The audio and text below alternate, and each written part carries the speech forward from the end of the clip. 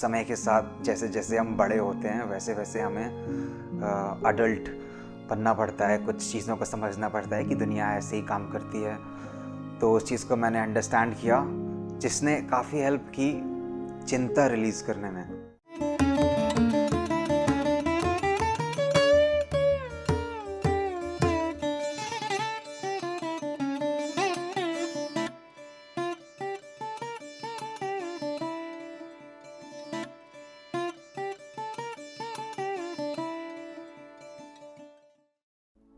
आत्मवंदन आप सभी को। मेरा नाम ईशु है। मेरी एज 25 इयर्स है और मैं लखनऊ में रहता हूँ।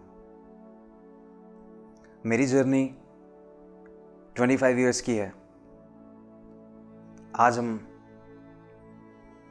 स्पिरिचुअल पर्सपेक्टिव पे थोड़ी सी चर्चा करेंगे। अ लॉट हैज़ हैपेंड और मैं हर चीज़ के बारे में आपको नहीं बता सकता इस छोटे से वीडियो में, बट मेरी भी जर्नी हर किसी की जर्नी की तरह ही अप्स एंड डाउन्स से भरी हुई है। बहुत सारी बातें मैंने भी बहुत लोगों से शेयर नहीं की हैं, और अभी मैंने रिसेंटली ही कहीं पढ़ा था, शेयर ना करना is a very bad thing, क्योंकि शेयर करने से हमारे दोस्तों को, हमारी फैमिली को भी बहुत अच्छा लगता है। पॉइंट ये है कि मैंने शेयरिंग शुरू कर दिया। लास्ट 5 इयर्स की बात करते हैं, जो मुझे विविडली रिमेंबर है, जो मैं बहुत अच्छे से आपको समझा पाऊंगा। लास्ट 5 इयर्स में मैंने अपनी ग्रेजुएशन कंप्लीट की। मैं काफ़ी इमोशनल हूँ and I am aware of this state, क्योंकि मैं सिंगल चाइल्ड हूँ। बहुत सारी चीज़ों से मुझे अकेले डील करना पड़ता है।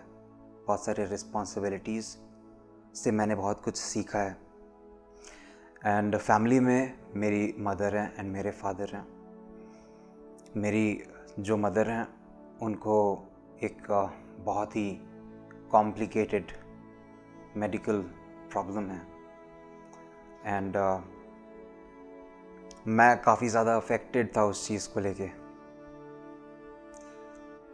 कॉम्प्लिकेटेड मेडिकल प्रॉब्लम क्या, वो कैंसर है। फर्स्ट टाइम जब मैंने सुना था तो बहुत टफ था मेरे लिए भी, शायद किसी के लिए भी होगा।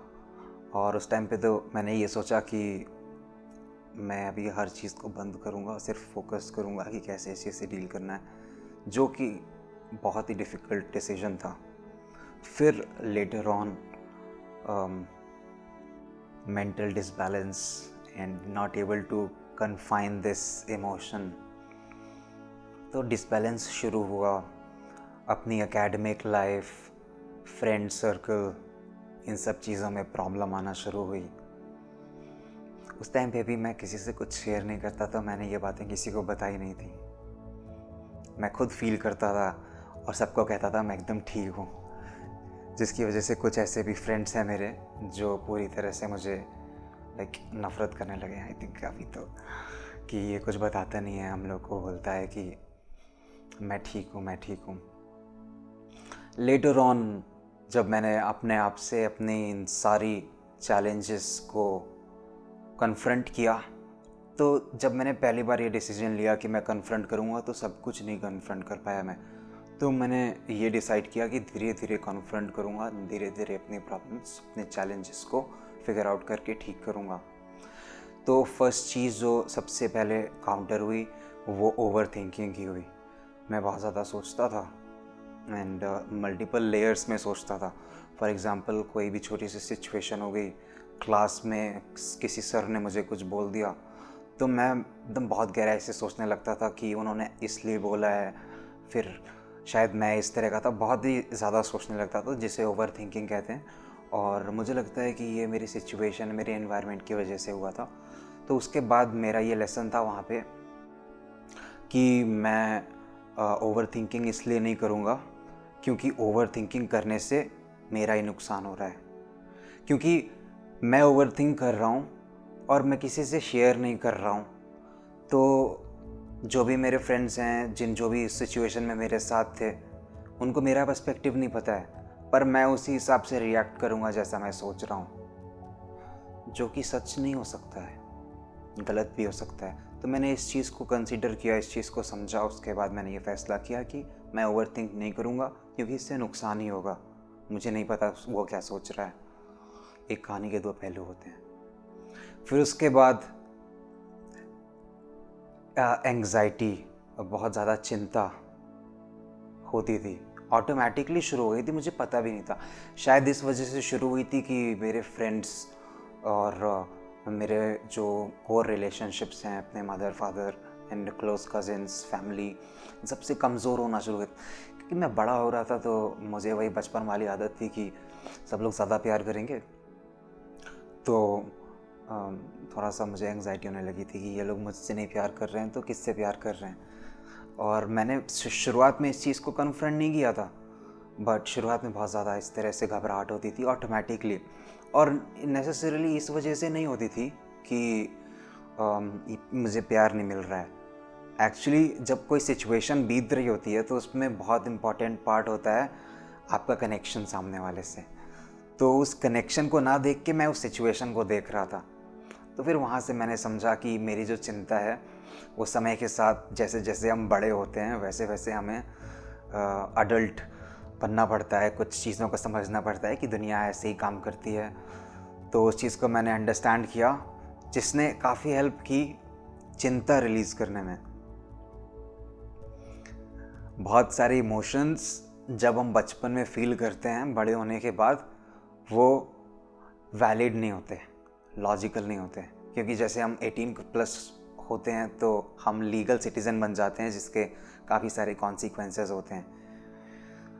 18 के पहले तो हमें चिंता नहीं होती कि हम कुछ भी करेंगे तो उसका कोई कॉन्सिक्वेंस होगा, लेकिन 18+ बनने के बाद हम एक सिटीज़न बन जाते हैं, लीगल सिटीज़न, जिसके बाद काफ़ी इमोशंस को हमें लेट गो करना पड़ता है, जो कि मेरा लेसन था। तो इससे काफ़ी ज़्यादा एंग्जाइटी में हेल्प मिली। एंड डिप्रेशन, मुझे तो अभी तक नहीं समझ में आता है कि मैं बेस्ट कैसे हो गया। मेरे पास इतने अच्छे दोस्त थे जो मुझे इतना प्यार देते थे। मुझे लगता है मेरे डिप्रेशन का कारण मेरा निगलेक्ट करना था, इग्नोर करना था चीज़ों को। और जब हम सामने वाले की फीलिंग्स को इग्नोर करके सिर्फ अपनी फीलिंग्स को पुश करते हैं ना, तो कहीं ना कहीं हम जस्टिस नहीं कर रहे होते हैं। चाहे हम अपने सपने के साथ जस्टिस कर रहे हों, लेकिन हमें रहना तो इसी दुनिया में सबके साथ है। तो हम अपने साथ जस्टिस करके सामने वाले के साथ इनजस्टिस करेंगे तो वो बैलेंस अगर बिगड़ गया, आप नहीं देख रहे हैं पर आपके अंदर आपका सबकॉन्शियस माइंड, आपकी आत्मा, आपका जो कॉन्शियंस है वो तो सब नोटिस कर रहा है, तो डिसबैलेंस तो क्रिएट होगा। तो शायद मुझे लगता है उस वजह से डिप्रेशन हुआ था। तो मेरा ये डिप्रेशन का लेसन था कि मुझे इग्नोर नहीं कर रहा है चीज़ों को, मुझे कनेक्टेड रहना है फैक्ट्स से, मुझे अंडरस्टैंड करना है। तो मुझे अंडरस्टैंड करना होगा कि मेरे बनाए हुए विचार, मेरे बनाए हुए थॉट्स एंड मेरा बनाया हुआ एक थ्योरी से भी बढ़कर चीज़ें हैं, and all my theories are not valid. तो जब इस चीज़ का रियलाइजेशन हुआ तो डिप्रेशन भी काफ़ी हद तक दूर हुआ, बिकॉज बहुत सारी थ्योरीज जो मैंने बनाई थी that were based on feelings.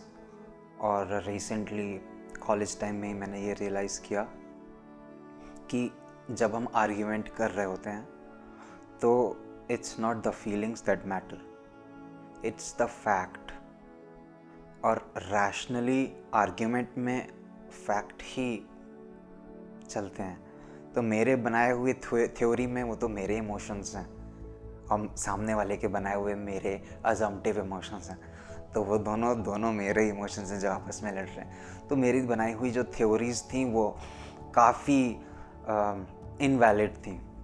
तो फिर मैंने ये डिसाइड किया कि अब 18+ हो गए हैं, एडल्ट हो गए हैं, कुछ रिस्पॉन्सिबिलिटीज़ लेनी होंगी, अपने मन का ख्याल खुद रखना होगा। तो वही सोचो जितना सामने वाले को समझा पाओ। तो वहाँ से मेरा डिप्रेशन में काफ़ी हेल्प हुआ। इन लास्ट 2 इयर्स में मैंने मम्मा को, अपनी मदर को मेडिटेशन करते हुए देखा एंड देखा कि वो किस तरह से बेटर हो रही हैं, किस तरह से उन्होंने डिसिप्लिन फॉलो किया है। एंड शुरुआत में तो मुझे भी बहुत ऑकवर्ड लगता था कि मम्मा ऐसे एकदम से कैसे चेंज हो रही हैं। फिर मैंने ये रियलाइज़ किया और एक्सेप्ट किया कि डिसिप्लिन के लिए तो अपने बिहेवियर को भी चेंज करना पड़ता है। फिर उसके बाद धीरे धीरे मैं मम्मा के साथ भी कभी कभी मेडिटेशन करता था। फिर एक दिन मैंने मम्मा के लिए एक वीडियो बनाया था, ट्रैफिक सिग्नल्स ऑफ सोल, ताकि वो सुन सकें। Then she shared with people. फिर उसके बाद एक मैम ने मुझसे कहा कि आप सेवा दीजिए, आपका काम बहुत लोग पसंद करेंगे। मेरे अंदर एक फीलिंग थी कि सब लोग देखें कि मैं कैसा काम करता हूँ। एंड सिंस सबको वीडियो पसंद आई थी तो उसके बाद एक फ्लायर बनाया मैंने, वो भी पसंद आया। फिर उसके बाद मैंने एक वर्कशॉप की, थ्योरी ऑफ सबकॉन्शियस माइंड। फिर उसमें भी थोड़ा फ्लायर्स एंड वर्चुअल बैकग्राउंड्स बना के दिए एंड सबको पसंद आया। सब ने बहुत तारीफ़ की, फ्लैबरगास्टेड हो गए सब। तो मुझे भी बहुत पसंद आया। मैंने कहा मेरे अंदर की क्रिएटिविटी को भी एक पर्पस मिला है, तो अब मैं थोड़ा इमोशनली भी सही से सोचूंगा और अपनी रिस्पॉन्सिबिलिटी को बदलूंगा।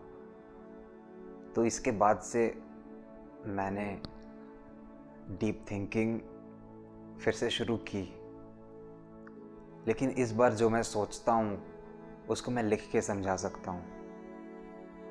और मोस्टली मैं लिखना ही पसंद करता हूँ rather than सोचना, क्योंकि आप जो भी सोच रहे हैं उसके पीछे कोई पर्पस ज़रूर है, कोई मीनिंग ज़रूर है। और आप अपनी सोच दूसरों को ज़रूर समझाइए, तभी वो आगे बढ़ेगी, तभी उसका कुछ मतलब बनेगा।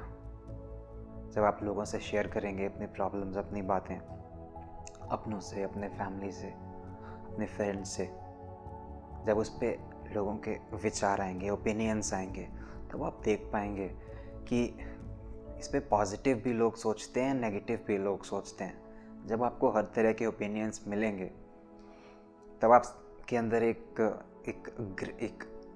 एक और अंडरस्टैंडिंग क्रिएट होगी कि एक ही स्टोरी के बहुत सारे पर्सपेक्टिव हो सकते हैं एंड सारे पर्सपेक्टिव्स वैलिड होते हैं। बट आपको किस स्टोरी के साथ चलना है वो आपकी लाइफ स्टोरी पे डिपेंड करता है। ये सारी चीज़ें मैंने समझी, सीखी। थोड़ा मुश्किल है इस चीज़ को डाइजेस्ट करना, और मैं भी अभी समझ रहा हूँ इसको। और सब कुछ अपने बारे में बताना इतना आसान नहीं है, और मैं भी अभी सीख ही रहा हूँ। तो नेक्स्ट टाइम जो मैंने सीखा होगा वो मैं आपसे शेयर करूँगा फ्रेंड्स। आत्मवंदन। BMC हिंदी बदले जीवन।